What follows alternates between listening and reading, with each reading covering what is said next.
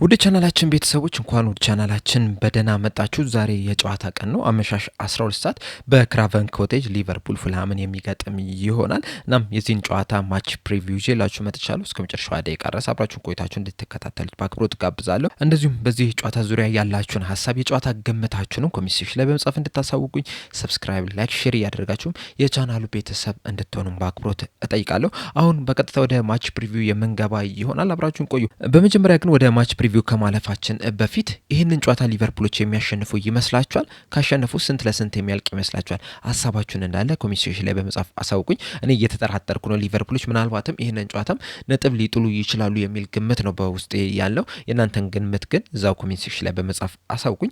ወደ ማች ፕሪቪው ስንመለስ በመጀመሪያ የምንመለከተው የቡድን ዜናን ይሆናል። በሁለቱም ቡድን በኩል በዚህ ጨዋታ ላይ የማይኖሩ ተጫዋቾችን በመመልከት እንጀምራለን። በሊቨርፑል በኩል መሐመድ ሳላ በአፍሪካ ዋንጫ ምክንያት በዚህ ጨዋታ ላይ የማይኖር ሲሆን ከዚህ በተጨማሪ ግን ጆቫኒ ሌዮኒ፣ ስቴቨን ባቼቲች፣ ዋታሮ ኤንዶ እና አሌክሳንደር ኢሳክ በእርግጠኝነት በዚህ ጨዋታ ላይ የማይኖሩ ይሆናል። ለሊቨርፑል ጥሩ ዜና የሚሆነው ጆ ጎሜዝ ወደ ልምምድ ተመልሷልና በዚህ ጨዋታ ላይ ከቡድኑ ጋር ወደ ክራቨን ኮቴጅ ሊያቀና የሚችልበት እድል አለ። ያ ለአሰልጣኝ አርነ ስሎት በጣም ጥሩ ዜና ነው። ምክንያቱም በዚህ ሰዓት ሊቨርፑል ሁለት የመሀል ተከላካዮች ብቻ ናቸው ያሉት ልምድ ያላቸው፣ ሌሎቹ ወጣት ተጫዋቾች ናቸውና በእንደዚህ ሰዓት ይሄ ተጫዋች ከጉዳት መመለሱ ለአሰልጣኝ አርነ ስሎትም ለሊቨርፑልም በጣም ጥሩ ዜና ነው። በፉልሃም በኩል ያለውን ስንመለከት ቹኩዌዜ፣ ኢዮቢ እና ባሳዬ በአፍሪካ ዋንጫ ምክንያት በዚህ ጨዋታ ላይ የማይኖሩ ሲሆኑ ቴቴ፣ ሴሴኞ፣ ኪንግ እና ሙኒዜ የተባሉ ተጫዋቾች ደግሞ በጉዳት ምክንያት በዚህ ጨዋታ ላይ የማይሰለፉ ይሆናል። በአጠቃላይ ከሁለቱም ቡድን ወደ 12 የሚደርሱ ተጫዋቾች በዚህ ጨዋታ ላይ የማይኖሩ ይሆናል። ይህ ጨዋታ እንግዲህ ለሊቨርፑል በጣም ወሳኝ የሚባል ጨዋታ ነው። የግድ ማሸነፍ ያለባቸው ጨዋታ ነው። በተለይ ሐሙስ ዕለት በተደረገው የፕሪሚየር ሊግ ጨዋታ ከሊድስ ጋር በአንፊልድ 0-0 መለያየታቸው አይዘነጋምና ከዛ በኋላ የግድ ይህንን ጨዋታ አሸንፈው ወደ አሸናፊነት መስመር መመለስ መቻል አለባቸው። በተለይ ያለፉትን 8 ጨዋታዎች ምንም አይነት ሽንፈት አላስተናገዱም። አብዛኞቹንም ጨዋታ ማሸነፍ እችለው ነበረ። ነገር ግን በሊድስ ጨዋታ ላይ ብዙ ቻንሶች ራሱ ክሬት ሳያደርጉ ኳሱን ብቻ በመያዝ እድሎችን ሳይፈጥሩ ነበረ 0-0 በሆነ ውጤት ማጠናቀቅ የቻሉትና ያንን አስከፊ ውጤት በዚህ ጨዋታ ላይ የግድ መቀልበስ መቻል አለባቸው። ባውንስ ባክ ማድረግ መቻል አለባቸው። በእርግጥ ሊቨርፑሎች በዚህ ሲዝን ባሸነፉባቸው ጨዋታዎች ራሱ ጥሩ የሚባል እንቅስቃሴን እያደረጉ አይደለም የሚገኘው። ነገር ግን ቢያንስ ጥሩ እንቅስቃሴ እንኳን ባታረግ ጨዋታዎችን አሸንፈ መውጣት መቻል አለብህ። አንዳንድ ጨዋታዎች ላይ ብዙ ድሎችን ፈጥረው ጎል ሳያስቆጥሩ ተሸንፈው አቻ ሲወጡ መመልከት ችለናል። አንዳንድ ጨዋታ ላይ ደግሞ ልክ እንደ ሊድስ አይነት ጨዋታዎች ደግሞ ኳሱን በስፋት ይዘውታል። ነገር ግን ደግሞ ድሎችን ባለመፍጠራቸው ምክንያት ጎል ሳያስቆጥሩ አቻ ሲወጡ እንደዚሁም ሲሸነፉም የተመለከትንባቸው አጋጣሚዎች አሉ። ነገር ግን እንደ ሊድስ ግን ለማየት የሚያስጠላ አዝግ ጨዋታ ግን የተመለከተን አይመስለኝም። በተለይ የርገን ክሎፕ የሊቨርፑል አሰልጣኝ ተደርጎ ከተሾሙ ጀምሮ ያለፉትን አመታት ብንመለከት እንደዚህ አይነት በጣም አሰልቺ የሚባል ጨዋታ የተመለከተን አይመስለኝም። በጣም ቀረፋፋ የሆነ ጨዋታ ነው የነበረው። ኳሱን ይዘውታል፣ ነገር ግን በፍጥነት ሲያንሸራሽሩት አልተመለከትንም። ለማየት የሚያሰለች አይነት ጨዋታ፣ ቦሪንግ የሚባል አይነት ጨዋታ ነው የነበረውና ያንን ጨዋታ በድጋሚ ማየት የምንፈልግ አይመስለኝምና በዚህ ጨዋታ ላይ አትሊስት ጎል ማስቆጠር መቻል አለባቸው። አትሊስት አሸንፈው መውጣት መቻል አለባቸው። አሁን የሊድስ ጨዋታ ላይ እንደዛ አዝግ ጨዋታ ቢሆንም ራሱ አንድ ጎል አስቆጥረው 1-0 አሸንፈው ቢወጡ ኖሮ ምናልባትም ያን ያህል ላንሰላች እንችል ነበር። ቢያንስ ውጤቱን አግኝተናል የሚል ሀሳብ ይኖረን ነበር። ነገር ግን በዛ ጨዋታ ላይ ጎል አልተቆጠረም። ኳሱን ብቻ ነው የያዙት። እድሎችን አልፈጠሩም። አሸንፈው አልወጡምና ብዙ ነገሮች ተደማምረው እንግዲህ በጣም አሰልቺ ጨዋታ እንዲሆን አድርጎታልና ከዛ መንፈስ ወጥተው በዚህ ጨዋታ ላይ የተለየ እንቅስቃሴ ማድረግ መቻል አለባቸው። በእርግጥ በዚህ ጨዋታ ላይ የተለየ ነገር ያደርጋሉ ብዬ አልጠበቅም። ምክንያቱም ደግሞ ይህንን ነገር ሲዝኑ ሙሉ ስንመለከተው የነበረ ነገር ነው። አንድ ጨዋታ ላይ ምርጥ ይሆናሉ። ከዛ ያንን ያጨዋታ ስታይል ደግሞ ይቀይሩትና በሌላ ጨዋታ ላይ ይገባሉ።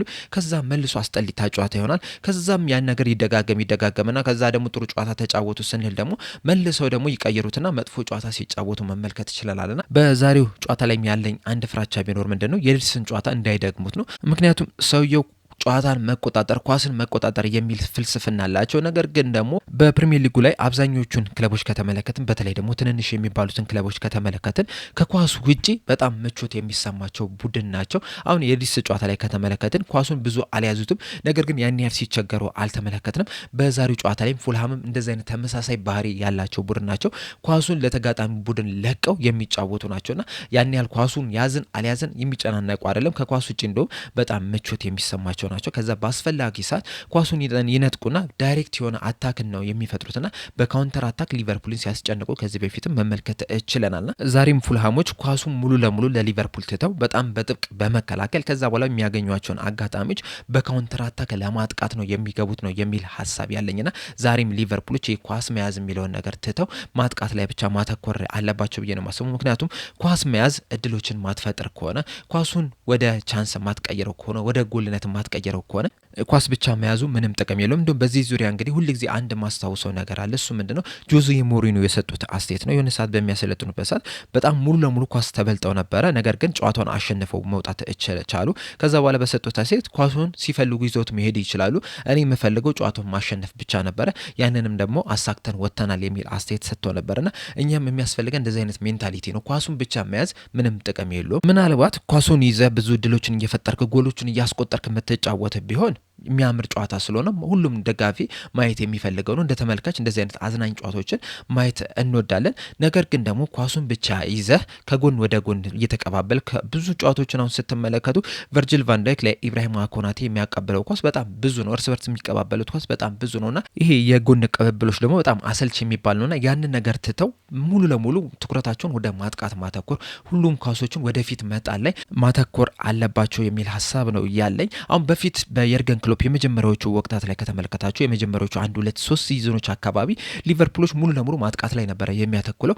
4 ጎሎች ተቆጥሮበት 5 ጎሎችን አስቆጥሮ የሚወጣ ቡድን የነበረው ለምሳሌ ከኖርዊች ሲቲ ጋር 5-4 በሆነ ውጤት ነበረ ማሸነፍ የቻሉት። በዛ ጊዜ ሙሉ ለሙሉ ትኩረታቸው የነበረው ማጥቃት ላይ ነው የነበረው። አሁን ላይ ግን ኳስ መቆጣጠር ላይ ነው እንጂ ማጥቃት ላይ ብዙ ትኩረት እየተሰጠ አይደለም የሚገኘውና አሁንም ይህንን አስተሳሰባቸውን ቀይረው ሙሉ ለሙሉ ወደ ማጥቃት ነው መሄድ ያለባቸው። በዚህ ጨዋታ ላይ እድሎችን የማይፈጥሩ ከሆነ ጎሎችን የማያስቆጥሩ ከሆነ ግን በጣም ከባድ የሚባል ምሽትን እንደሚያሳልፉ ግን መናገር ይቻላል። ምክንያቱም ፉልሃሞችን ከተመለከትን በጣም ኦርጋናይዝድ የሚባሉ ቡድን ናቸው። በጣም ዲሲፕሊን የሆኑ ተጫዋቾች ናቸው ያሏቸው። ፊዚካሊ በጣም ጠንካራ የሆኑ ናቸው እና እንዴት መጮት እንዳለባቸው የሚያውቁ ቡድን ናቸው። በተለይ በማርኮ ሲልቫ ስር እነዚህን ነገሮች በደንብ እየተመለከትን ነው የምንገኘው። በቅርቡ ከማንቸስተር ሲቲ ጋር ጨዋታ አድርገው ነበረ። 5-4 በሆነ ውጤት ነው የተሸነፉት። ይህም የሚያሳየው ደግሞ ጎል ማስቆጠር እንደሚችሉና በዚህ ጨዋታ ላይም ሊቨርፑልን ለማጥቃት እንደሚገቡ በእርግጠኝነት መናገር ይቻላል። እንደዛ ስንል ግን መከላከል ላይ መጥፎ ናቸው ማለት አይደለም። ሲከላከሉም በጣም ኦርጋናይዝድ የሆኑ ቡድን ናቸው። ጥቅጥቅ ብለው የሚከላከሉ ናቸው። ኳሱን ለቀው ሲጫወቱም ምቾት የሚሰማቸው ቡድን ናቸውና ከዛ በኋላ ኳሷን በሚያገኙበት ሰዓት ደግሞ ዳይሬክት አታክ የሚፈጥሩ ቡድን ናቸው እና ፈጣን የሆኑ የክንፍ ተጫዋቾችም አሏቸው።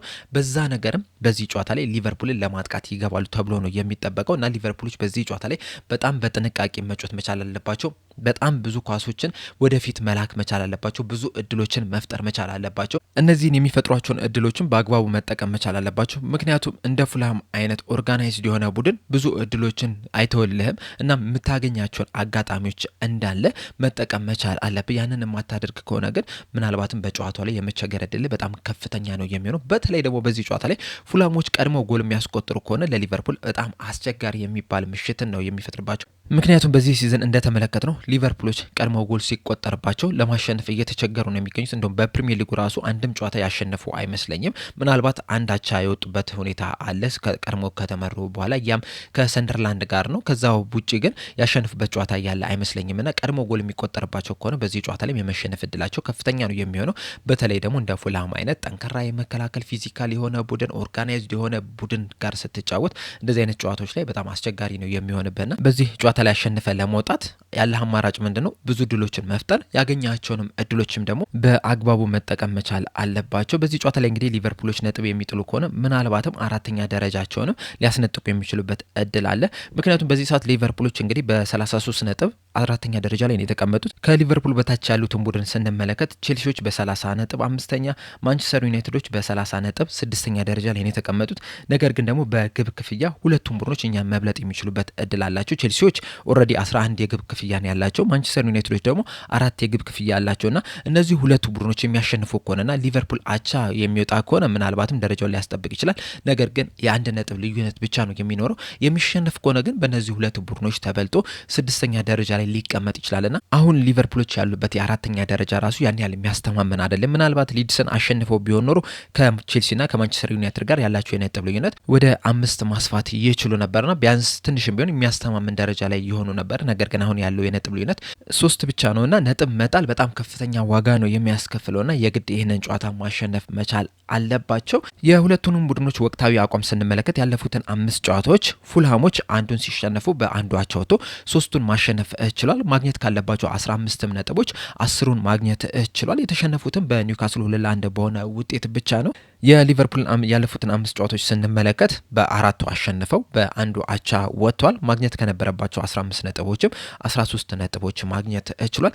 ነገር ግን ያሸነፉባቸውን ጨዋታዎች ስንመለከት ግን ያን ያህል የሚያሳምን እንቅስቃሴ አድርጓል ማለት አንችልም። በብራይተን ጨዋታ ላይ ምናልባትም የመጀመሪያውን አጋማሽ አብዛኛውን ፓርት ጥሩ የሚባል እንቅስቃሴ ማድረግ ይችላል።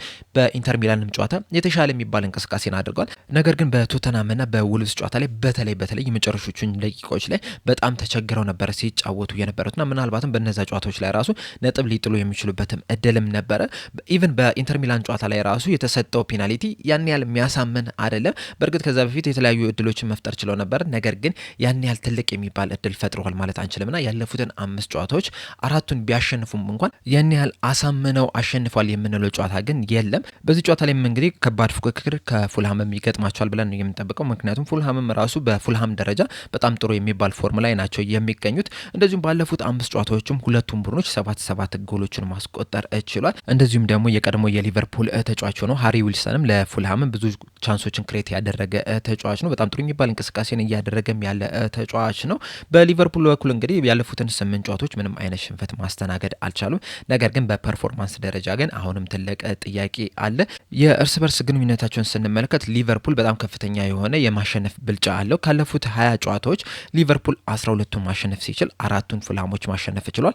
4ቱን ደግሞ አቻ በሆነ ውጤት ነው ማጠናቀቅ የቻሉት። ያለፉትን 5 የእርስ በርስ ግንኙነት በሁሉም ውድድሮች ስንመለከት ደግሞ ሊቨርፑል 2ቱን ሲያሸንፍ 2ቱን አቻ ወጥቶ በአንዱ ደግሞ ሽንፈት አስተናግዷል። የተሸነፉትም እንግዲህ ለመጨረሻ ጊዜ በክራቨን ኮቴጅ በተገናኙበት ጨዋታ ነው የነበረው። በዛ ጨዋታ ላይ ሊቨርፑሎች በአሌክስ ማካሊስተር በ14ኛው ደቂቃ ላይ ባስቆጠራት ግብ 1-0 መምራት ችለው ነበረ። ነገር ግን ሴሴኞ፣ ኢሞቢ እና ሙኒዝ ባስቆጠሯቸው ተከታታይ ግቦች 3-1 መምራት ቻሉ። ከዛ በኋላ ለሉዊስ ዲያዝ 72ኛው ደቂቃ ላይ ጎል ማስቆጠር ችሎ ነበረ። ነገር ግን ጨዋታውን የሚያሸንፍ ጎል አይደለም የነበረውና በአጠቃላይ 3-2 በሆነ ውጤት ተሸንፈው ሊወጡ ችለዋል። ያለፉትን 3 ተከታታይ ጨዋታዎች እንግዲህ ሊቨርፑል በሁለቱ ነጥብ ጥሏል። በተለይ ባለፈው ሲዝን ሊቨርፑል የፕሪሚየር ሊግ ዋንጫ ባነሳበት ሲዝን በሁለቱም ጨዋታዎች ላይ ነጥብ ጥሏል። የመጀመሪያውን በአንፊልድ ያደረጉ ጨዋታ ላይ 2-2 በሆነ ውጤት ነው ማጠናቀቅ የቻሉት። በሁለተኛው ጨዋታ ደግሞ በክራቨን ኮቴጅ 3-2 በሆነ ውጤት መሸነፍ ችሏል። በፕሪሚየር ሊጉም ያለፉትን 5 የእርስ በርስ ግንኙነት ስንመለከት ሊቨርፑል 3ቱን ማሸነፍ ሲችል በአንዱ አቻ ወጥቶ በአንዱ ደግሞ ሽንፈት አስተናግዷል። በክራቨን ኮቴጅ ያደረጋቸውን ጨዋታዎች ስንመለከት በተለይ ያለፉትን 5 ጨዋታዎች ላይ ሊቨርፑል ማሸነፍ የቻለው 2ቱን ነው። በአንዱ ሲሸነፍ በሁለቱ ደግሞ አቻ በሆነ ውጤት ነው ማጠናቀቅ የቻለውና ክራቨን ኮቴጅ ላይ እንግዲህ በቅርብ ጊዜያቶች በጣም እየተቸገረ ነው የሚገኙ። ያለፉትን 4 ጨዋታዎች ስንመለከት አንዱን ብቻ ነው ማሸነፍ የቻለው። እሱም 2024 ላይ 3-1 በሆነ ውጤት ያሸነፈበት ጨዋታ ነው። በዛ ጨዋታ ላይ ትሬንት አሌክሳንደር አርኖልድ፣ ግራቨንበርግና ዲያጎ ጆታ ነበረ ጎሎቹን ማስቆጠር የቻሉትና በዚህ ጨዋታ ላይ እንግዲህ ከባድ ፍልሚያ ፉልሃም ይገጥማል ተብሎ ይጠበቃል። በስተመጨረሻም ሊቨርፑል ይዘውት ሊገቡት የሚችሉትን ግምታዊ አሰላለፍ ስንመለከት በሊድስ ጨዋታ ላይ ይዘውት ከገቡት አሰላለፍ የተወሰኑ ለውጦች ይኖራሉ ብዬ እጠብቃለሁ። በተለይ ደግሞ በግራ ክንፍ ላይ እንደዚሁም ደግሞ በግራ የክንፍ ተከላካይ መስመር ላይ አንዳንድ ለውጦች ይኖራሉ ብዬ አስባለሁ። በበረኛ ስንጀምር አሊሰን ቤከር በቋሚነት ይጀምራል የሚል ግምት አለኝ። የተከላካይ ስፍራው ላይ በቀኝ ክንፍ ተከላካይ ቦታ ላይ ብራድሊ፣ በመሀል ተከላካይ ቨርጅል ቫንዳይክና ኢብራሂም ኮናቴ እንደዚሁም በግራ ክንፍ ተከላካይ መስመር ላይ ኪርኪዝ ይጀምራል የሚል ግምት አለኝ። እንደሚታወቀው በሊድስ ጨዋታ ላይ ሮበርትሰን ነበረ በቋሚነት መጀመር እየቻለው። ኪርኪዝ ተቀይሮ ገብቶ ነበር። ነገር ግን ያን ያህል ጥሩ የሚባል እንቅስቃሴ አድርጓል ለማለት ትንሽ ያስቸግራል። በዛ ጨዋታ ላይ እንግዲህ ኪርኪዝ መጀመር ነበረበት አልነበረበትም ክርክር ያስነሳል። ምክንያቱም ኪርኪዝ በዚህ ሰዓት ላይ እንግዲህ በተከታታይ ጨዋታዎች በጣም ጥሩ የሚባል እንቅስቃሴን ሲያደርግ ነበርና ያንን ጥሩ እንቅስቃሴ እንግዲህ በሌላም ጨዋታ እንዲደግም ማድረግ ነበረባቸው። ነገር ግን ያንን ነገር አላደረጉም። በተለይ ደግሞ ፍሎሪን ቪርትስና አንዲ ሮበርትሰን ጥሩ የሚባል ጥምረትን አሳይቷል ብዬ አላስብም። ከዛ በፊት በነበሩ ጨዋታዎች ሊቨርፑል ጥሩ በተንቀሳቀሰበት ባሸነፈበት ጨዋታዎች ሚሎስ ኬርኬዝ እና ፍሎሪን ቪርትስ ጥሩ የሚባል ጥምረትን ሲያሳዩ ነበር። ጥሩ የሚባል ትሪያንግልን ከነ ካርተስ ጆንስ ጋር ሲፈጥሩ ነበርና በዛ ጨዋታ ላይ ግን ያንን ነገር አልተመለከትንም። እንደዚሁም በዚህ ሰዓትም ሚሎስ ኬርኬዝ የተሻለ የሚባል እንቅስቃሴን እያደረገ ነው የሚገኘውና በዚህ ጨዋታ ላይ የሚያስጀምሩታል ብዬ አስባለሁ። በደብል ፒቮት ላይ አሁንም ግራቨንበርግ እና ካርተስ ጆንስ ይጀምራሉ የሚል ግምት አለኝ። ከነሱ ፊት ለፊት ባሉት 3 ቦታዎች ላይ ደግሞ ሳቡዝ ላይ አሌክሲስ ማካሊስተር እና ኮዲ ጋክፖ ይጀምራሉ የሚል ግምት አለኝ። በተለይ ደግሞ ፍሎሪን ቪርትስ እንግዲህ አሰልጣኝ አርነ ስሎት እንደተናገሩት ከሆነ በሊድስ ጨዋታ ላይ ትንሽ ቢሆን የሃምስትሪንግ ጉዳት እየተሰማው ነው የተጫወተው የሚል ነገርን ተናግሯልና ጥሩ የሚባልም እንቅስቃሴን አላደረገም በዛ ጨዋታ ላይ። እናም በዚህ ጨዋታ ላይ እረፍት ይሰጡታል የሚል ግምት አለኝ። ስለዚህም ኮዲ ጋክፖ በዚህ ጨዋታ ላይ በቋሚነት የሚጀምርበት እድል አለ ብዬ ነው የማስበው። እንደሚታወቀው ኮዲ ጋክፖ ከጉዳት ከተመለሰ በኋላ ባለፉት 2 ጨዋታዎች ላይ የተሻለ የመጫወቻ ደቂቃ እየተሰጠው የመጣ ተጫዋች ነውና በዚህ ጨዋታ ላይ በቋሚነት ሊያስጀምሩት ይችላሉ የሚል ግምት አለኝ። እንደዚሁም ሳቡዝ ላይም ከሊድስ ጨዋታ ላይ ከጀመረበት ቦታ በዛሬው ጨዋታ ላይ ለየት ያለ ቦታ ላይ ይጀምራል የሚል ግምት አለኝ። ባለፈው እንግዲህ በ10 ቁጥር ቦታ ላይ ነበረ መጫወት የቻለው። በዚህ ጨዋታ ላይ ግን ወደ ቀኝ ክንፍ ቦታ ላይ ዘንበል አድርጎ እንዲጫወት ያደርጉታል ብዬ አስባለሁ። 9 ቁጥር ቦታ ላይ ደግሞ ሂጎ ኤኬቴኬ የሚጀምር ይሆናል። እዚህ ላይ እንግዲህ ትንሽ ለውጥ ሊኖር የሚችለው ምናልባትም ጀረሚ ፍሪምፖንግና ፍሎሪን ቪርትስን ሊያስጀምሩ የሚችሉበት እድል ሊኖር ይችላል። ምናልባት በቀኝ ክንፍ ቦታ ላይ ካልሆነም ደግሞ በቀኝ ክንፍ ተከላካይ መስመር ላይ አስገብተው ሊያስጀምሩ የሚችሉበት እድል አለ። እንደዚሁም ፍሎሪን ቪርትስም ሊጀምሩ የሚችሉበት በጣም ጠባብ የሚባል እድል አለ ብዬ አስባለሁ። ከዛ ውጭ ግን እነዚህ ተጫዋቾች በቋሚነት የሚጀምሩ ይሆናል የሚል ግምት ነው ያለኝ። በዚህ ሊቨርፑል ይዞት በሚገባው አሰላለፍ ላይ ግን አንድ ለየት ያለ ፕሮግራም መስራት ሳይኖርብን አይቀርም። ባላንሱ ትንሽ የተዛባ ነው የሚመስለውና በዚህ ዙሪያ እንግዲህ በደንብ ማውራት ያለብን ነገር ስላለ በቀጣይ ጊዜያቶች እንግዲህ አንድ ፕሮግራም ይዤላችሁ የምመጣ ይሆናል። ለዛሬው ግን ዛሬ አመሻሽ 12 ሰዓት ላይ ከፉልሃም ጋር በሚደረገው ጨዋታ ላይ ግን ያለኝ ማች ፕሪቪው ይሄንን ይመስላል። እናንተስ በዚህ ጨዋታ ላይ ያላችሁ ሀሳብ ምንድነው? የጨዋታ ግምታችሁ እንዳለ ኮሜንት ሴክሽን ላይ በመጻፍ አሳውቁኝ። በቀጣይ እንግዲህ ከጨዋታው በኋላ ተመልሼ የምመጣ ይሆናል። እስከዛው ድረስ ግን ሰብስክራይብ፣ ላይክ፣ ሼር ማድረግ እንዳትረሱ። ቸር ያቆየን።